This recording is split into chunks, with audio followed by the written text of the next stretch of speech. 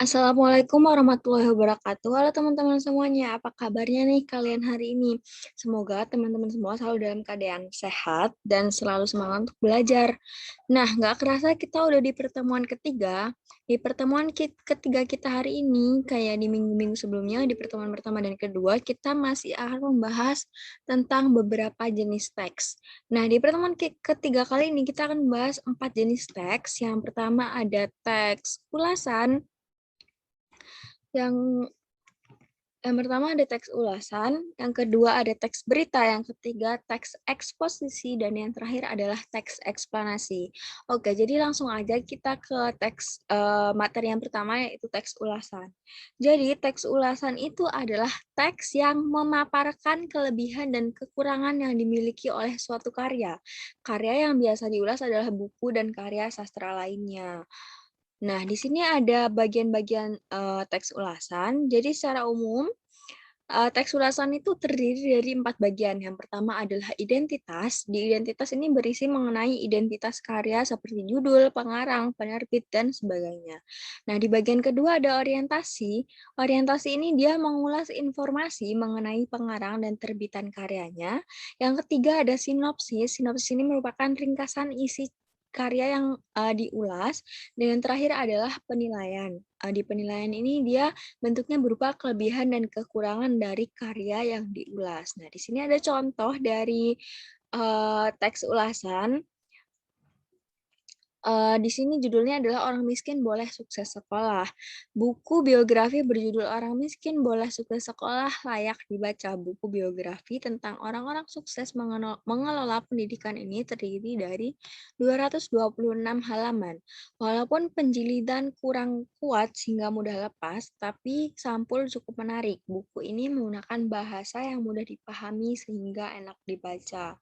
Nah, di kalimat pertama dia menjelaskan bukunya, judulnya, yang kedua dia, apa sih isi dari buku tersebut, terus ada berapa halaman, dan dia di sini ada kekurangan serta kelebihan dari bukunya, dan yang terakhir ini dia, mengulas tentang bahasa yang dipakai di buku tersebut. Nah, dari kutipan contoh tadi kita dapat, melihat ada beberapa kaidah bahasa yang umumnya sering digunakan pada teks ulasan. Nah, yang pertama dia menggunakan konjungsi penjelas seperti bahwa, yakni, dan yaitu. Yang kedua dia menggunakan konjungsi temporal seperti tatkala, sejak, dan saat. Yang ketiga dia menggunakan konjungsi kausalitas seperti karena dan sebab. Dan yang terakhir dia menggunakan kalimat saran dan pengembangan pada akhir teks. Selanjutnya ini ada hal-hal yang perlu diperhatikan sebelum kita menulis teks ulasan. Ada lima hal yang perlu diperhatikan. Yang pertama adalah identitas karya yang akan diulas. Yang kedua adalah hal penting atau menarik dari karya yang akan diulas. Yang ketiga adalah ringkasan isi karya yang akan diulas. Keempat adalah kelebihan dan kelemahan si karya tersebut. Dan yang terakhir adalah saran dan pengembangan yang akan ditujukan pada karyanya. Nah, itu adalah untuk materi dari teks ulasan. Selanjutnya kita pindah ke teks berita. Jadi teks berita ini adalah teks yang berfungsi untuk memaparkan kejadian atau peristiwa yang terjadi pada suatu ruang dan waktu sehingga memberi informasi baru kepada pembaca. Oke, jadi teks berita ini dia memiliki 6 unsur informasi. Biar lebih gampang untuk diingat, dia biasa disebut dengan 5W plus 1H. Jadi 5W dengan plus 1H ini apa aja sih? Jadi unsur informasi teks berita ini yang pertama ada apa, atau dalam bahasa Inggris dia what. W yang pertama dia berkaitan dengan peristiwa apa yang terjadi. Yang kedua adalah di mana, atau dalam bahasa Inggrisnya where. Dia menjelaskan tempat terjadinya peristiwa tersebut. Yang ketiga adalah kapan, atau when. Jadi dia menjelaskan kapan sih peristiwa tersebut terjadi. Yang keempat ada siapa, atau who. Ini berkaitan dengan pihak yang terlibat. Siapa sih yang terlibat dalam peristiwa tersebut? Nah, yang keempat ada mengapa, atau why. Dia berkaitan dengan latar belakang peristiwa, mengapa peristiwa tersebut bisa terjadi. Dan yang terakhir ini adalah bagaimana, atau how. Dia berkaitan dengan proses terjadinya peristiwa tersebut. Jadi untuk lebih mudah mengingat, ini ada 5W ditambah dengan 1H. Jadi 5W plus 1H. Oke, selanjutnya ada contoh. Di sini ada contoh dari teks berita. Judulnya penantian panjang tim sepak bola takraw Indonesia, Palembang. Mimpi besar meraih medali emas sepak takraw Asian Games 2018 terwujud. Penantian panjang selama 28 tahun sejak keikutsertaan sepak takraw pada tahun 1990 lalu tercapai setelah timnas putra sepak takraw yang turun di nomor kuadran putra berhasil meraih medali emas. Di final, Indonesia mengalahkan Jepang melalui pertandingan sengit dengan skor akhir 2-1 di Ranau Hall Jakabaring Sport City atau JSC Palembang kemarin. Nah, dan seterusnya sampai bawah ya. Di sini dia awal udah menjelaskan nih di sini ada di mana kejadian tersebut terjadi, siapa dan apa sih dari berita tersebut. Pokoknya dalam berita ini dia pasti mengandung unsur yang ini. Unsur informasi teks berita yaitu 5W plus 1H. Nah, selanjutnya dari contoh berita tadi yang udah kita lihat bersama-sama, dapat dilihat bahwa teks berita tidak serta-merta langsung memberikan informasi secara mentah, melainkan melalui bagan yang sistematis yang dapat diklasifikasikan menjadi 3 bagian. Yang pertama adalah kepala bagian atau pengenalan isi berita yang ada di paragraf 1, tubuh berita yang merupakan penjelasan lebih rinci dari kepala ada di paragraf 2, dan yang terakhir adalah ekor berita yang merupakan penutup dari berita atau ada di paragraf terakhir atau paragraf 3. Nah, selanjutnya ini ada kaidah kebahasaan dari teks berita nih. Jadi, bahasa yang digunakan itu bersifat baku karena berita ini disampaikan kepada banyak orang kayak dalam situasi yang formal, jadi bahasa yang digunakan adalah bahasa yang bersifat baku.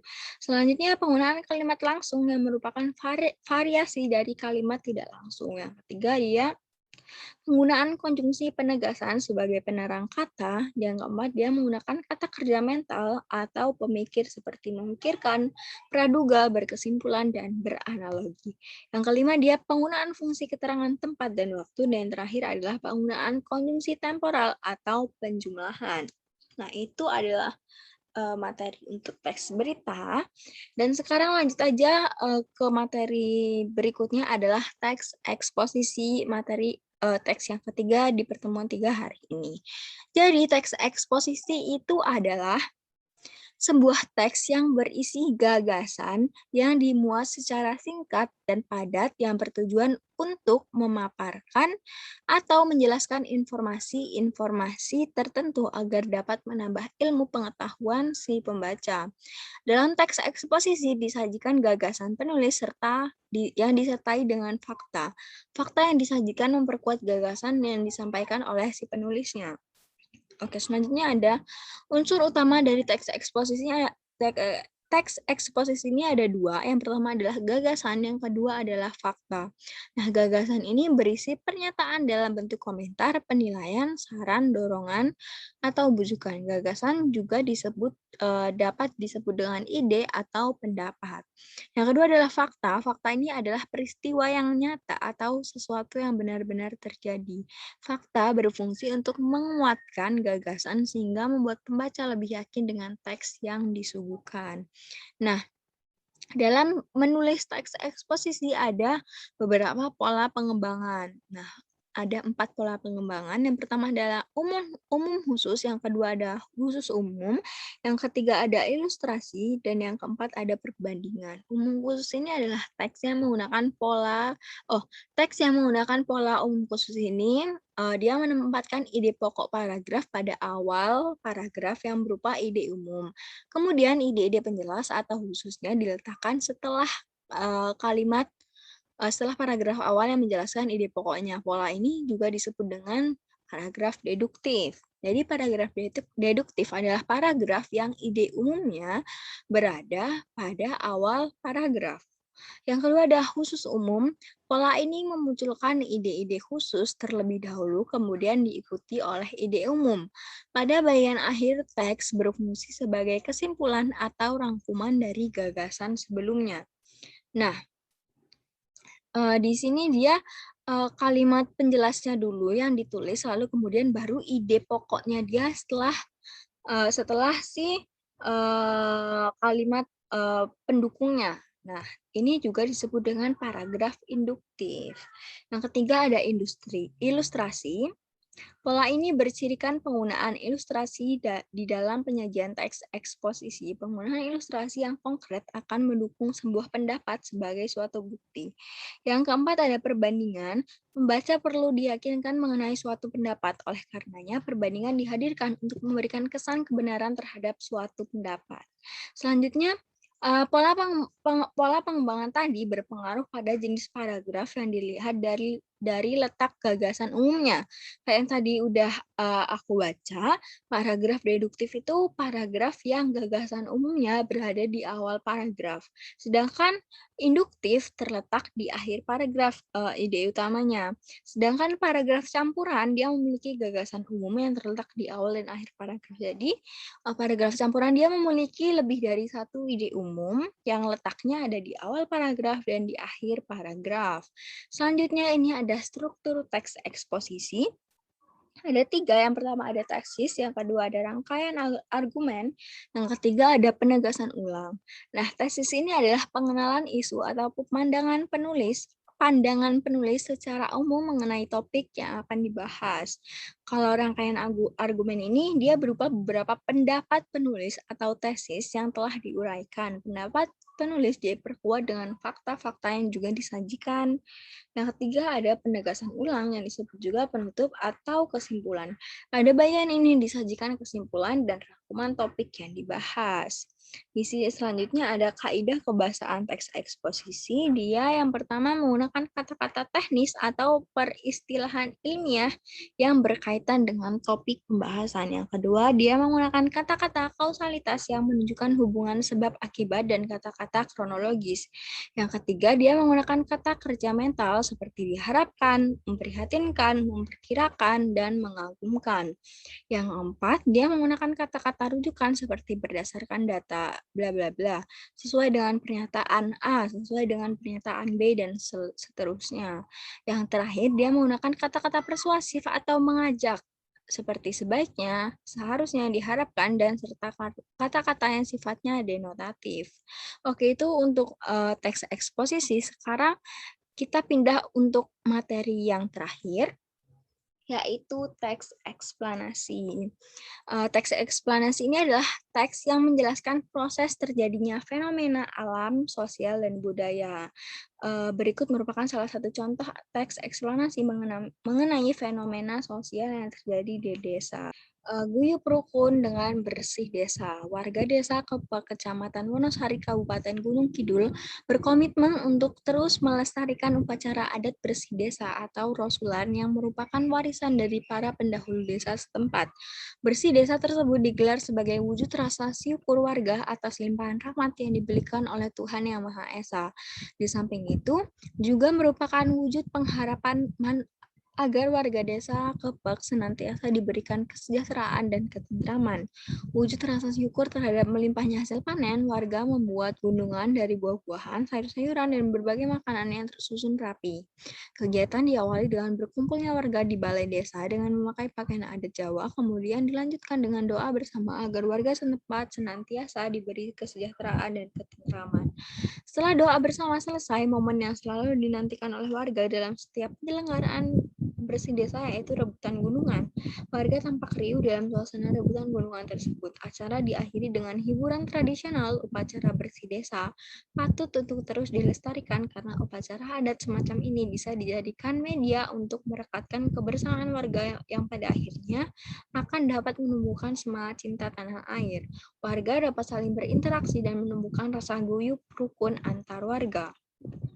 Nah, dari teks tersebut terdapat dua pola pengembangan dari teks eksplanasi. Yang pertama ada pola kronologis atau urutan waktu ditandai dengan konjungsi kemudian, setelah itu, selama, saat, selanjutnya, dan sebagainya. Yang kedua, dia pola kausalitas atau sebab akibat ditandai dengan konjungsi karena, sebab itu, agar, supaya, karenanya, dan sebagainya.